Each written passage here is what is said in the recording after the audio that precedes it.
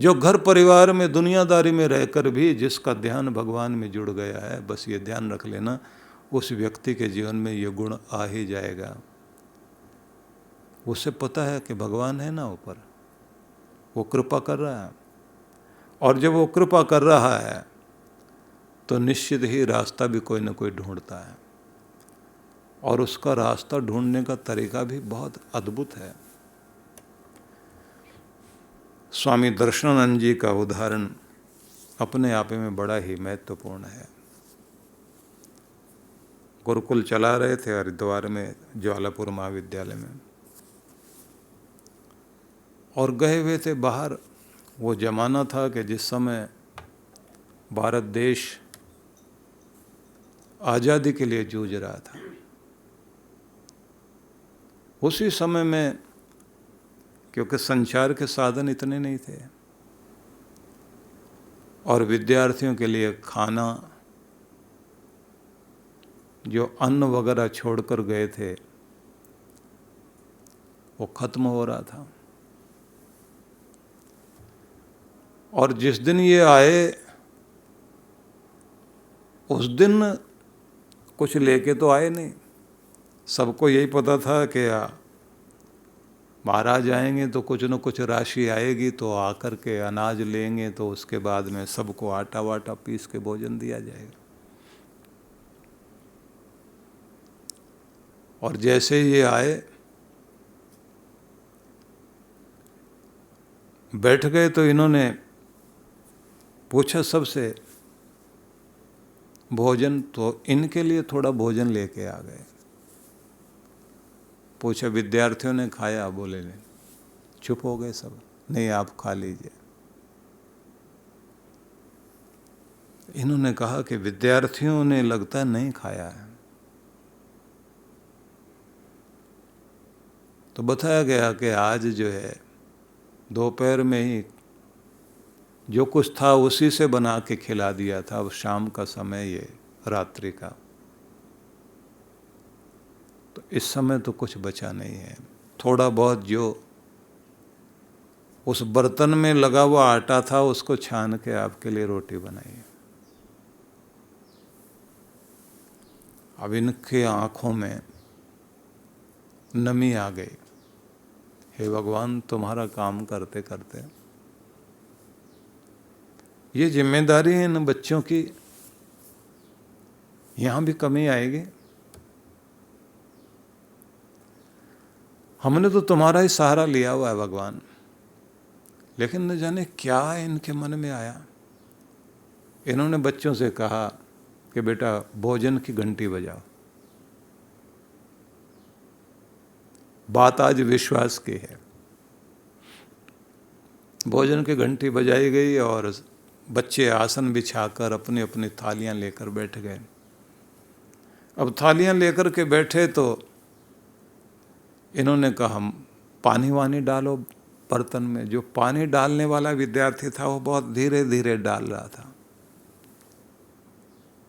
कि लगता है आचमन करके ही उठना पड़ेगा, कल से कोई प्रबंध होगा तो होगा। इन्होंने कहा मंत्र पाठ करो, और मंत्र पाठ करके प्रार्थना भी करनी है। अब बच्चे जो है मंत्र पाठ कर चुके, हाथ जोड़ के प्रार्थना करनी थी कि भगवान आज का जो भोजन आपने दिया, आज का जीवन दिया, आज की जो सांसें चल रही हैं, आज जो मेरे पास है उस सब के लिए धन्यवाद करता हूँ। और बच्चे बोल तो रहे हैं, लेकिन वो ये सोच रहे हैं कि भोजन है ही नहीं तो किसका धन्यवाद।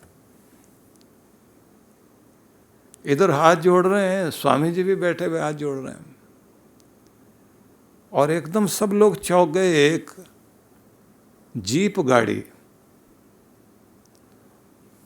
उसकी हेडलाइट तेजी से चमक रही है और उसकी आवाज़ आ रही है, और हॉर्न बजाते हुए दौड़ते हुए आए वो, और आकर उन्होंने उतरते ही कहा महाराज महाराज माफ़ करना, भोजन बना के लाए हैं, आप अपने वाला भोजन मत परोसना, आज हमारे वाला कराना। रास्ते में हमारे गाड़ी खराब हो गई थी, हम तो 2 दिन से सोच रहे थे कि हम लोग भोजन लेकर जाएंगे, जाकर विद्यार्थियों को भोजन कराएंगे। संयोग आज का ही बना।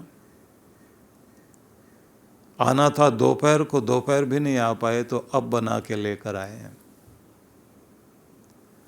अब जो अधिष्ठाता थे उन्होंने कहा नहीं, आज आपका ही भोजन परोसेंगे और यहाँ का नहीं परोसेंगे। अब ये कौन कहे कि यहाँ है ही कुछ नहीं। अब जब वो भोजन रखा जा रहा था थालियों में,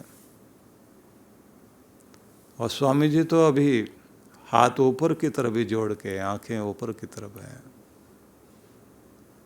और इधर जो है एक एक बच्चे की आंख में आंसू गिर रहे हैं। और परोसने वाला कहे खाइए ना। अब यहां तो पहले गला रुंधा हुआ है कि ये संयोग है या इनका विश्वास है या उस ऊपर वाले की कृपा है। सच बात तो ये है, अगर आपके मन में पक्का विश्वास है तो कृपा जरूर होती है। जिन लोगों ने अपने आप को भगवान से जोड़ रखा है उनको चिंता नहीं होती, उनको ध्यान एक ही रहता है, मैं अपना फर्ज पूरा करूं। मैंने तो अपने आप को भगवान को अर्पित कर दिया। शरणागत हो जाते हैं, और शरणागत होने के 2 ही तरीके हैं। या तो आप महान पुरुष उदाहरण देते हैं कि बिल्ली की तरह से आप शरणागत हों या बंदरिया की तरह। अब ये है क्या, बिल्ली अपने बच्चे को लेकर के जाती है तो दांतों से पकड़ कर लेकर जाती है, और बच्चा ऐसे लटका रहता है जैसे मर गया हो, शरीर को ढीला छोड़ देता है। जिधर माँ ले जाएगी जाना है। या तो भगवान पर छोड़ दो, जहाँ ले जाए, जैसे ले जाए, जिस तरह से रखे। या फिर बंदरिया जैसे अपने बच्चे से कहती है चिपट कर बैठ, पकड़ के बैठ, छोड़ेगा तो चोट तुम्हें ही लगेगी। पकड़ना तेरा काम, ले जाना मेरा काम।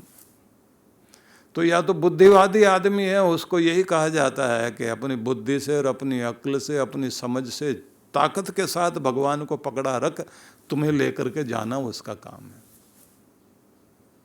तू छोड़ेगा तो गिरेगा तुझे, मैं तो ले जा रहा हूं। अब बंदरिया अपने बच्चे को लेके जा रही है, पकड़ना तो बंदरिया को जो है उसके बच्चे नहीं है, इतना मजबूती से पकड़ना चाहिए उसको। अब माँ उछले कूदे, इस डाल से उस डाल पर जाए, इधर से ले जाकर उधर, जहाँ सुरक्षित स्थान है वहाँ ले जाएगी वो।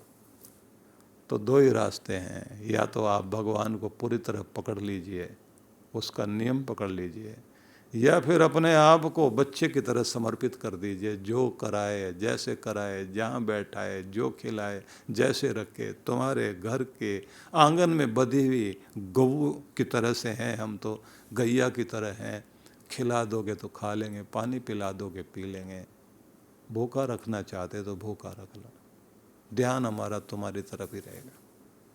शरणागत हो गए भगवान के तो 2 ही तरह से शरणागति होती है। और जब ये शरणागति आप कर लेते हैं तो फिर ये बात ध्यान रख लीजिए, इसी का नाम फकीर है। फिक्र सभी को खा गया और फिक्र सभी का पीर।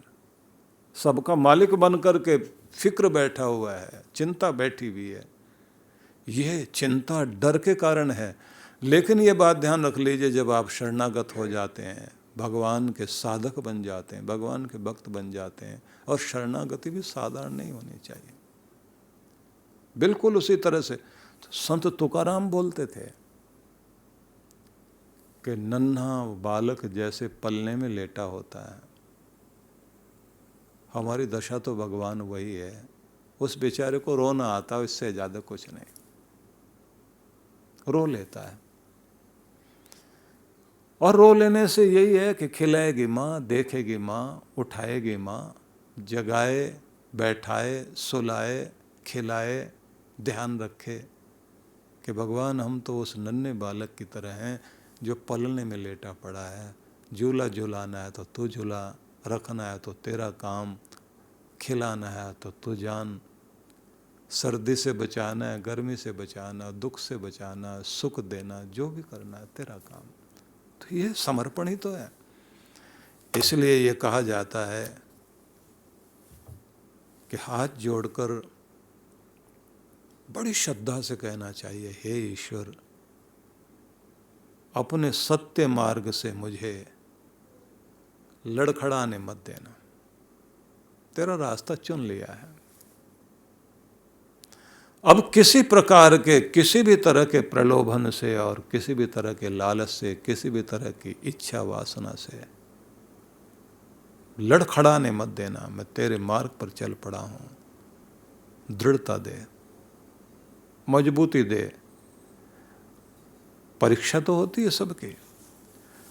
तो ये एक कॉलोनी है जिसमें अलग अलग जगह पर, अलग अलग घर में अलग अलग महान पुरुष, संत पुरुष बैठे हैं और सब घरों से आवाज़ें आ रही हैं।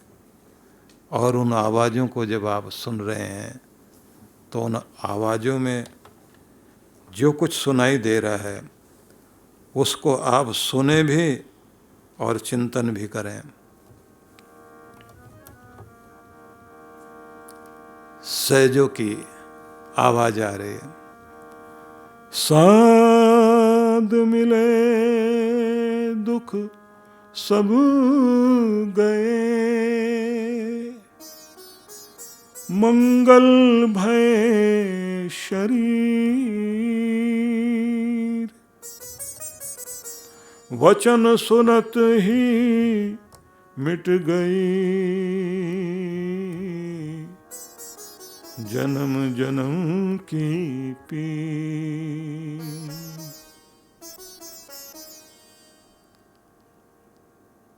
जीवन में सद्गुरु मिले, निश्चिंतता आ गई, फिक्र हट गया।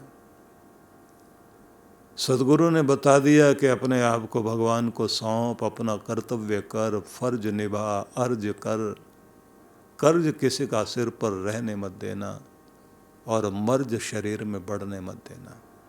चार ही तो बातें हैं जो याद रखनी चाहिए, अर्ज, मर्ज, कर्ज, फर्ज।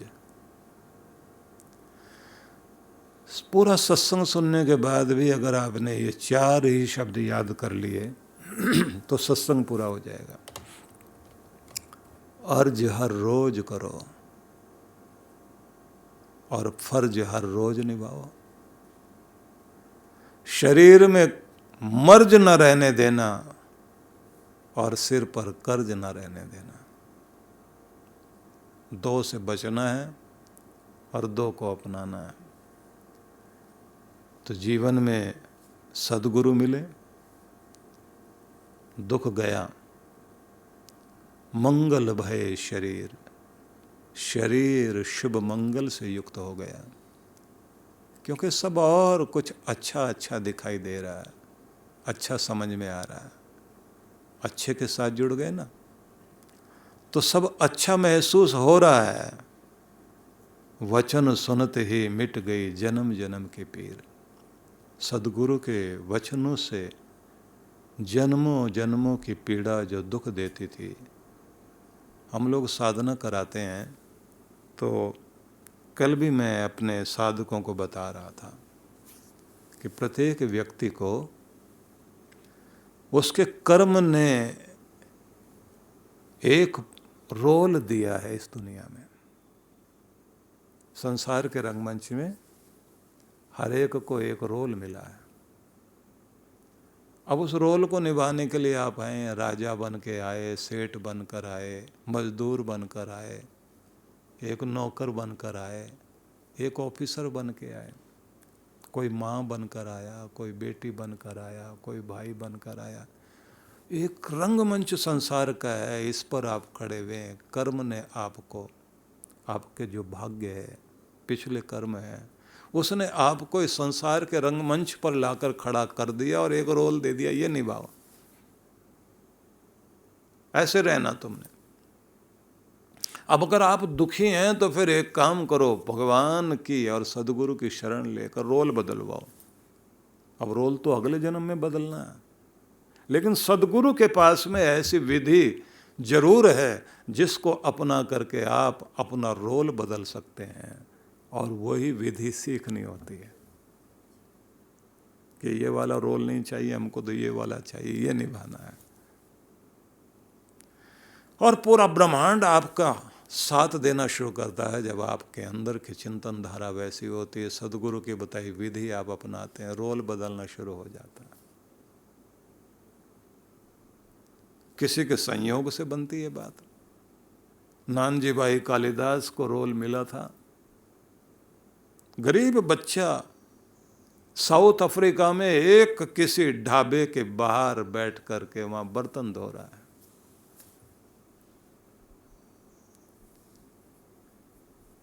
और उसके पास हर दिन एक आदमी वहाँ उस ढाबे में कुछ खाने के लिए आता था। बच्चा साफ सुथरा रहता, अपना काम बहुत लगन से करता है, भोजन लेकर के आया खिलाने के लिए। अब ये भोजन करने वाले ने पूछ लिया, बेटा कौन हो, अब क्या करते हो? तो अब ये बता रहा है, हूँ तो गरीब, अच्छे घर से रहा हूँ, लेकिन किस्मत ने रोल ये दे दिया। हिसाब किताब जानते हो कुछ? बोले थोड़ा जानता हूँ। मेहनत करना जानते हो? बोले तो कर रहा हूँ। बिजनेस करेगा? बोले करना तो चाहता हूँ, लेकिन मुझे तो अक्ल ही नहीं है। उसने बुला करके कुछ पैसे दिए और कहा, जा इससे तांबे के तार खरीद के ला, और तार खरीद कर यहाँ सामने जो जंगल है इसमें चलते चले जाना, 5, 7, 10 किलोमीटर दूर जाओगे, वहाँ आदिवासी लोग मिलेंगे, तुम्हें उनकी भाषा नहीं आती, ये तार उनकी तरफ हिला के दिखा देना, वो दौड़ते हुए आएंगे, इससे वो अपने आभूषण बनाते हैं, अपने आप मोड़ मोड़ के बना लेते हैं, और तुम्हें जो है खुश होंगे तो हाथी का दांत दे देंगे, मार्केट में जाके बेचना। बच्चे ने ऐसा करना शुरू कर दिया, पैसे आने शुरू कर दिए, और आप लोग जानते हैं कि उसके बाद उन्होंने वहाँ कॉटन मिल लगाई, बड़ा व्यापार किया, और भारत में उन्होंने कितने सारे तो स्कूल, विद्यालय, गुरुकुल, धर्मशालाएं, मंदिर बनवाए गुजरात में। हमारे एक बहुत प्यारे शिष्य हैं जो मस्कट में रहते हैं, 1 किलोमीटर तक की लंबी फैक्ट्री है उनकी, उसी गुरुकुल में पढ़े। रोल क्या था? किस्मत ने रोल दिया था, और एक किसी व्यक्ति का संग मिला तो रोल बदल गया। लेकिन कहते हैं किसी की जिंदगी में अगर सदगुरु मिल जाएं और सदगुरु को आप मानने लग जाएं, उसके बाद रोल बदलने में देर नहीं लगेगी। ये तो सिर्फ पैसे की बात है, सदगुरु तो जन्म जन्मांतर की समृद्धि आपके जीवन में देते हैं। शिवरात्रि महोत्सव का शुभ अवसर हम सभी के लिए हमारे समक्ष है, जो आनंद धाम आश्रम में आयोजन किया जा रहा है।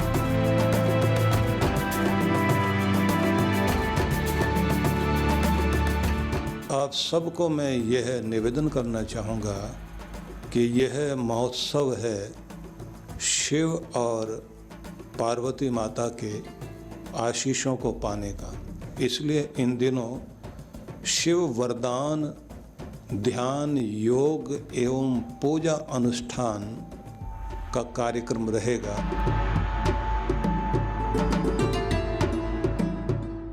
स्वाहा इदं प्रजापतये दन्नमामः, ओम इंद्राय स्वाहा। और इसकी एक खास विधि होती है कि इसमें जप यज्ञ भी चलना चाहिए, जाप भी चलना चाहिए, ध्यान की विशेष विधि होती है जो वरदान प्राप्ति के लिए होती है, और इसी के साथ में अभिषेक होना चाहिए और साथ में किया जाए यज्ञ।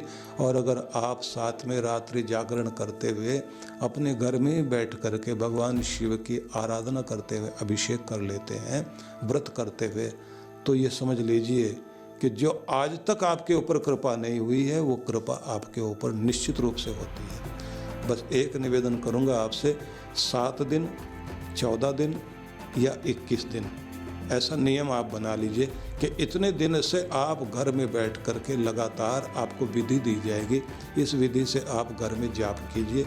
ये बहुत चमत्कारी रहेगा, इसलिए इसका नाम ही है शिव वरदान ध्यान और पूजा अनुष्ठान।